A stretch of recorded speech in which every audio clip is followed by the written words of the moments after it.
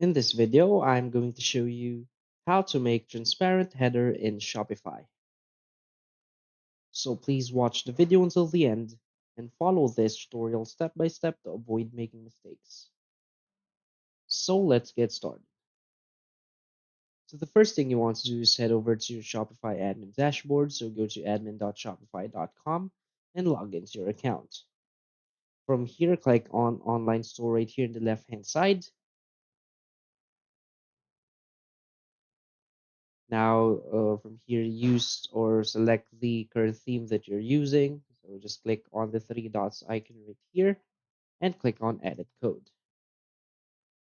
So now from here, what you want to do is go to your header section. You need to find the header section. So, so here, you'll see the header dot liquid. So click on it.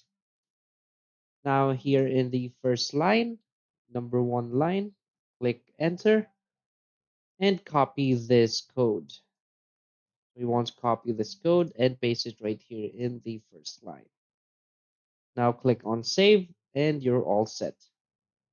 So if you find this video helpful, please hit like and subscribe. Thanks.